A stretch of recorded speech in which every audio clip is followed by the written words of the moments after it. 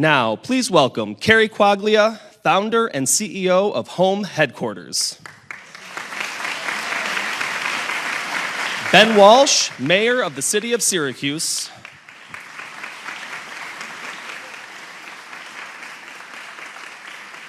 And please rise and give a big Syracuse welcome to the 57th governor of the great state of New York, Kathy Hochul.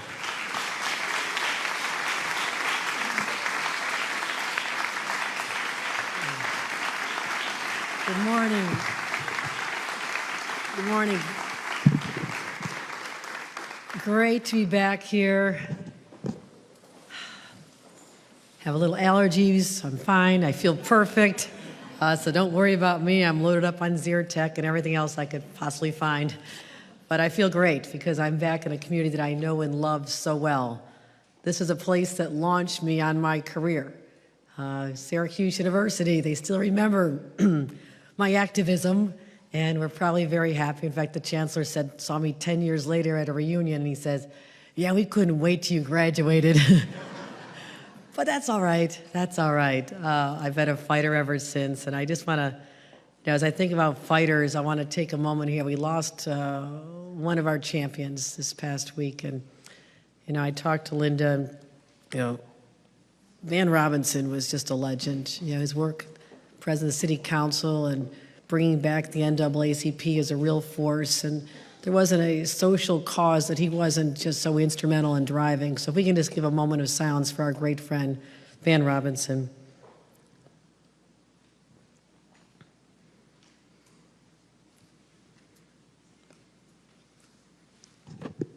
Thank you.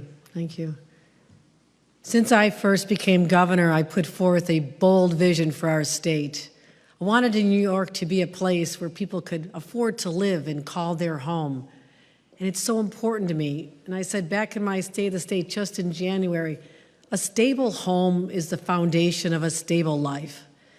And I learned this firsthand growing up as I saw my parents ascend from their first home in a trailer park, tiny little trailer park. My brother was born. I came along a year later, Irish Catholics, and had a little tiny apartment for me, and then the family grew to 6 kids, and my parents were able to get little places all along the way. But that was part of my journey, and it's one I always reflect upon, and I often go back to the neighborhood where my parents started in that trailer park because there's people still living there. And there's a little diner I go to and sit there and talk to the neighbors and never forget where I came from. But having a stable home, no matter how big or so small, but to call your own means everything to families. And they gave me more than a roof over my head. It gave me that security, that foundation, that I was going to be okay. And that's what families deserve. And I feel that that dream for too many New Yorkers is just out of reach. And just finding a place, first of all, even an apartment is hard. Finding a home you can afford, which was always the American dream, is almost impossible for so many. And I find that to be tragic. It was always an expectation when I was growing up. You work hard, you have a job, you're going to get there at some point. But we have not kept up with the ambition of what was required, which meant we should have been building more all along. And communities who said no, we should have overcome that, because now a generation is suffering. Young people cannot find that first apartment. People cannot find that home. So tackling the housing crisis remains a key central priority of my administration. And we have to make up for a lot of lost years, so that requires boldness. When I first became governor, I said $25 billion to build over 100,000 units across the state. And I said, we're going to get it done. And I put a time frame on it of 5 years. My friends, we worked hard, and now we're more than halfway there with more time to go. We have over 60,000 units, and I'm really proud of that.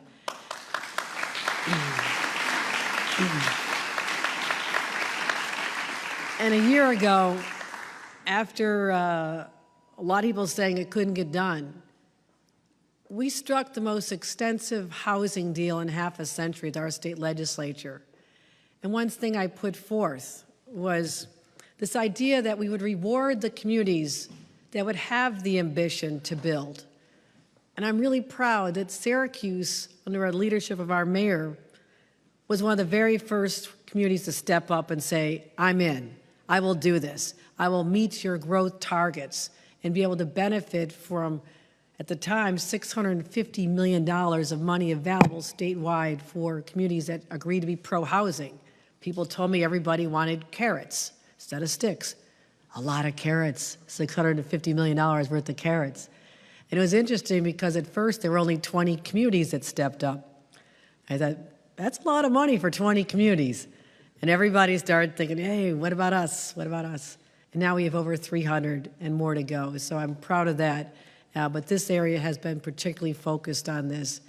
And this area has suffered from decades of neglect, disinvestment. But now, and you've seen this, there's so much happening here. I-81 is no longer a pipe dream. We're going to finally heal a community that was severed so many years ago. And I saw it firsthand as a Syracuse student. I didn't understand why we almost never went to this part of town. It was so close, it was right there. But it was two different worlds. It was wrong. And so many people, people who graduated wanted to stay, or people who've lived here all their lives.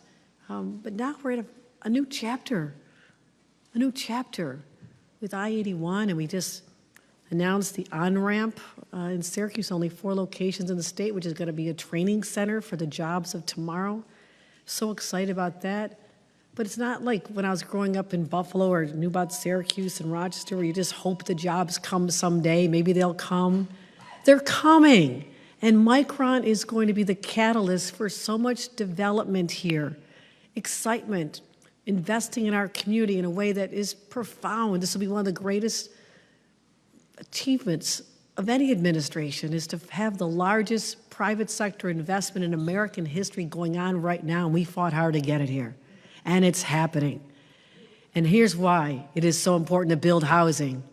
More people are going to move here. People are going to discover this region. And when I was trying to, during our courtship with Micron, spent a lot of time with the CEO and his principals talking about how magnificent Syracuse is. It's literally the heart of the state. And to the north, you have the Adirondacks and the beautiful St. Lawrence River and charming communities. And to the south and east and west, you have Finger Lakes that are amazing, charming towns, a vibrant downtown, universities. This is a place on the go, and it's a quality of life, which is second to none. I sold them on the quality of life here. They could have gone anywhere, and they're about to. So I'm going to deliver on that, not just for them, but for the people who've never given up on Syracuse, the businesses who always believe through some tough times, a recession, a pandemic, inflation, another recession probably coming, but we are tough and resilient here in Upstate, are we not, my friends? We are as tough as they get.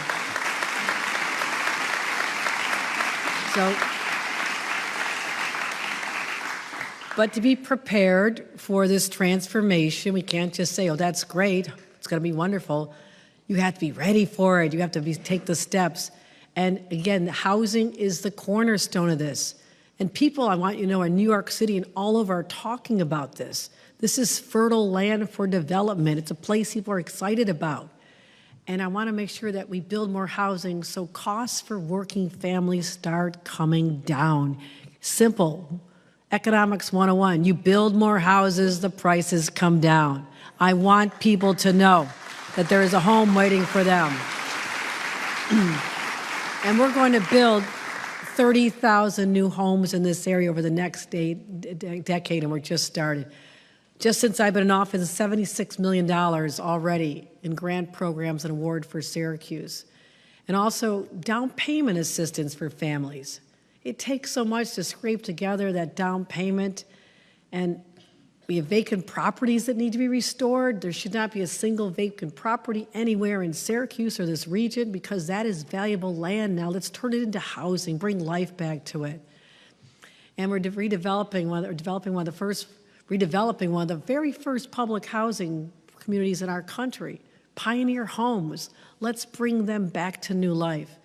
And earlier today, I had the privilege of touring Home Headquarters Smart Housing Readiness Project. It's a long name, but here's what it is. It's housing for people who've never had it before. And this is made possible with over $8 million in state subsidies. And I see Teresa Durham here today, a grandma with her daughter and granddaughter. And Teresa, stand up for a second here. We were able to...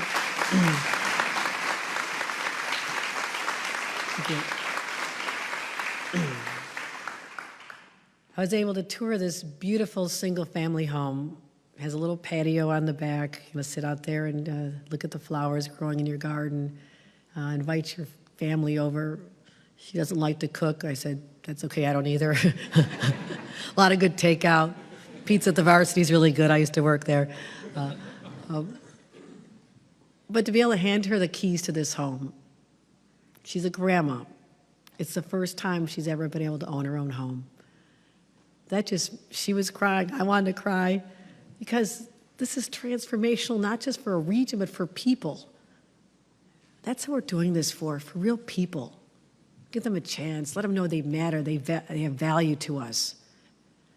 And that's so important. Just a few months ago, that houses looked like just a jumble of 2x4s.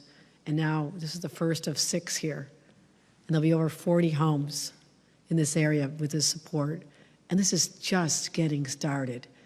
So Teresa will be able to welcome her family, have cookouts in the backyard, meet the new neighbors who also will be very excited about this. And I really believe that these investments are so important because it's not the dollar amount, it's the people that we're serving. So I've doubled down on our budget on Syracuse's future. As we build more housing and welcome more people, it's really, really, really important that we have first-rate medical care for everyone.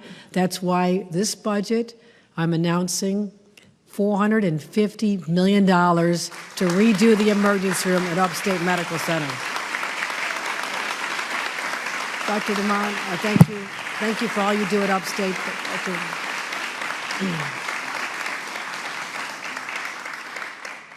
You know, we had another dollar amount in the budget to get started. And I went and toured, and I saw not just the incredibly dedicated staff, but I saw the patients, lined up in the hallway. They're doing the best they can in a tough circumstance. And I said, let's not delay this any longer. Let's give them what they need. Let's get it done. Let's show this area when you provide first-rate health care in a world-class facility, then it says this region has arrived. And I want to thank everyone who fought so hard for that. And that's just the beginning, but there's more. We're going to allocate $3 million for infrastructure development at Lafayette Hills. This is for sewer improvements to turn a former golf course into 240 units of new housing. I want to thank the mayor. This is one of his top priorities. Thank you, Mayor Walsh. The revitalization, let's invest more, $2.3 million for the Onondaga Hotel project. Let's bring that property back to life. Great big vision for that. Thank you. And to make sure that we can support both the infrastructure for the new technology and the new businesses that are coming and our homes, we also secured $116 million in upgrades for the Onondaga Water Authority, which is going to make a difference. So this is how we'll meet the demand for thousands of employees as well as our businesses, because our infrastructure, the lack of, maybe you don't think about it a lot. I'm a former local government official. We're obsessed about what's under the ground, the water and sewer lines, and if you don't have them, you don't grow.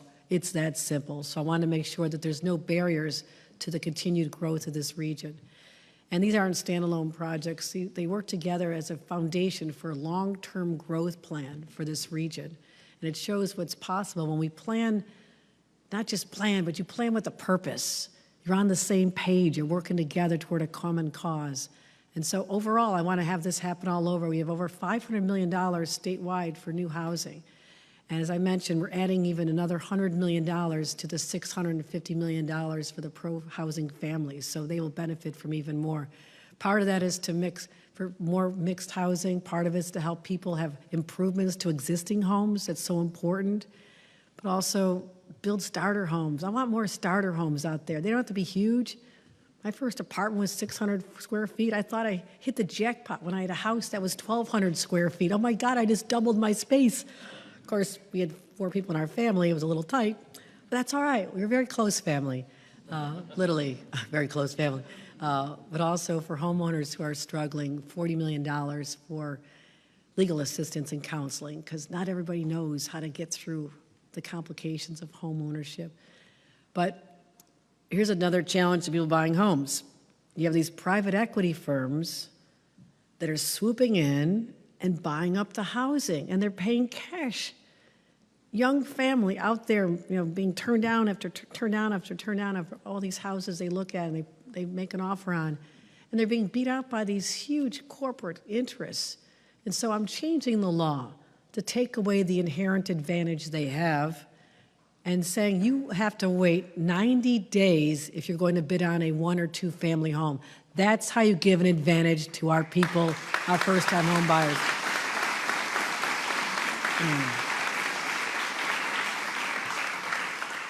So back in January, I made a vow. I said, your family is my fight. Fighting for public safety, we got it done. Fighting for more affordability initiatives. If you look at the details, it's up to $5,000 in people's pockets. That'll help pay the rent. That'll help pay the mortgage. But as I said, there's fewer things in life more important than the stability of a safe home. And I wanted more people to have that key opening the door for the first time like we did for Teresa, because that's what this region deserves.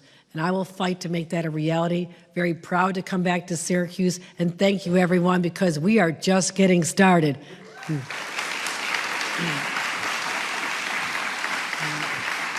Carrie Quaglia, I want to introduce you and thank you for what you're doing, Carrie, for doing such a great job and being one of the visionaries behind this effort. We can't do it without people like you. So come on up, Carrie.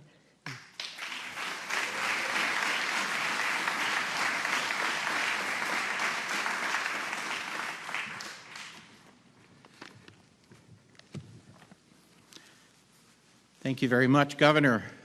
We could not have been more pleased today as our first-time home buyer, Teresa Durham, walked through with Governor Hochul and Mayor Walsh through the lovely new home she's purchasing at 229 Loomis Ave. The house is absolutely beautiful, but it's also smart, and that's why we call the effort smart housing here in Syracuse. It's super insulated. It has an I-star rating. It uses heat pump technology for heating and cooling, so there's no fossil fuels. It should be comfortable and inexpensive for Teresa and her family to maintain for a very, very long time. And nobody's going to ask you to move from there. So you're all set. Now, this is the first home that we sold under the state's new Affordable Home Ownership Opportunity Program, also known as AHOP. Under this program, for the first time ever, the state provides a deep subsidy for new construction of affordable housing. Under this program, Home Headquarters will complete 40 new affordable homes this construction season, provided the rain ever stops. I'd like to give you some perspective here. I'm sure many of you read Tim Knaus's article just yesterday about the possibility of building new homes with less subsidy on vacant lots, and to see if the private market could absorb those. For that article, Tim asked us to give him an idea of how many homes we had built over the past, say, 10 to 12 years. And we came up with 110 homes that we've built over, say, 12 years. Well,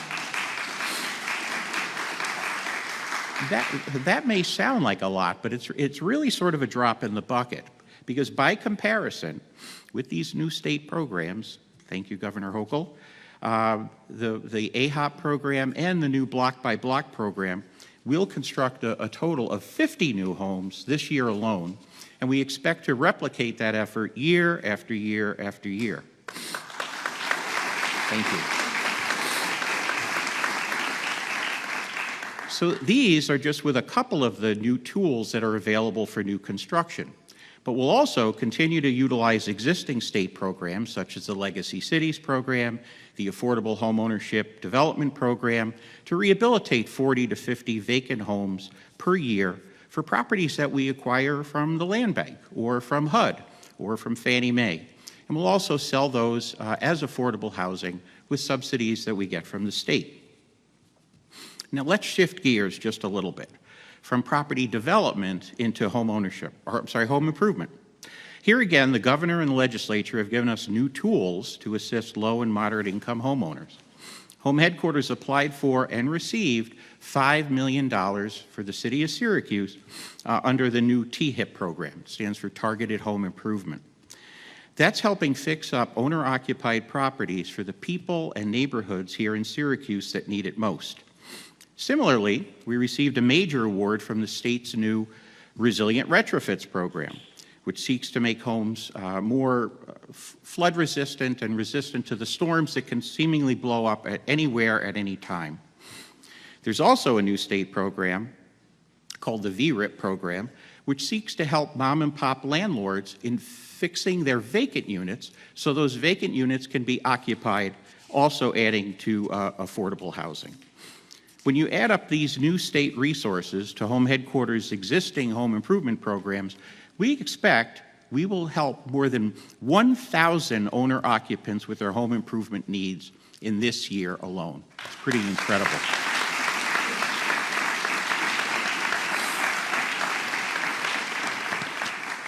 In addition to these new resources, we heard from the governor just today that new initiatives will make home improvement more achievable and affordable. I'm particularly interested in the new program to incentivize the building of more starter homes. We're all about that. Over the years, we've built just about every type of housing imaginable, stick-built, modular, panelized, and we're always looking to experiment with new building technologies to try to bring the costs down.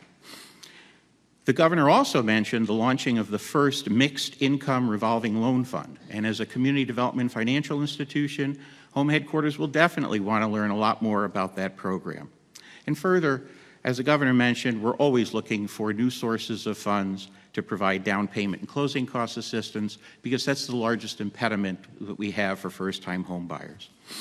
In short, I've been in the affordable housing business for a very long time.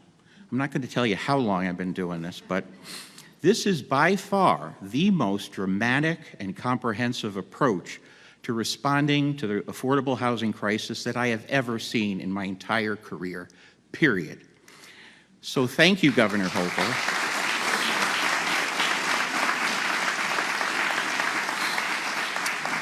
And on behalf of the thousands of people that Home Headquarters helps every year, we ask you to please keep it coming. And now it's my privilege to introduce Mayor Walsh. And I think we have to give credit where credit is due, because several years ago, he really kicked off this whole new construction effort with something he called the Resurgent Neighborhood Initiative. And now I think there's a lot more tools available to bring that to fruition. So, Mayor.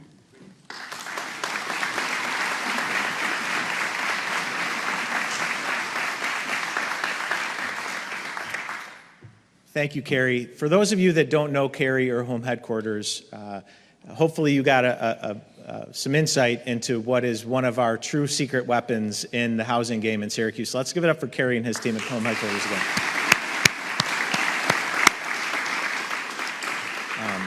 We really do have a great team in the city of Syracuse to undertake this work. They're members of the Common Council here, and while, again, we don't always agree on things, including the budget, we have always been fully aligned on housing, and so I want to thank the Common Council. Our Deputy Mayor Sharon Owens is here. Thank you, Deputy Mayor Owens, who has overseen the Resurgent Neighborhoods Initiative. But as Carrie said, this is not something that started overnight. This has been years in the making. And we've had the local political alignment and will. We've had the vision and the plan. We've had the partners like Home Headquarters and the Land Bank that have been ready to go. What we've been missing largely was the resources. And that's where Governor Hochul has come in. I cannot tell you how many conversations that we've had about housing. And every challenge that I've brought to the governor, she has solved with real resources, as evidenced by what we're here talking about today. When I presented the challenge that we had with the Syracuse Developmental Center, the governor delivered. And now that sprawling complex is almost completely demolished, and we will begin, hopefully later this year, building hundreds of new units of housing. When we talked about the Maria Regina project up on the north side where my mom went to college, the governor delivered. And I do have to give a shout out. She has a great team. Lenny Skrill in particular from HCR we've been working Lenny hard, but you delivered on Maria Regina, and we expect to close on that later this year. When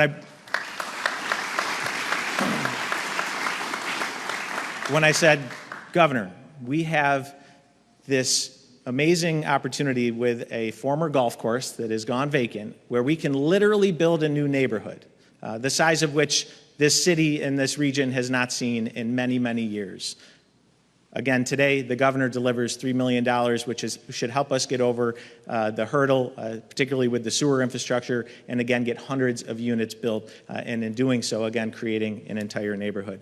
From the housing to Interstate 81, to our healthcare infrastructure, to our water infrastructure, Governor, you have delivered time and time again.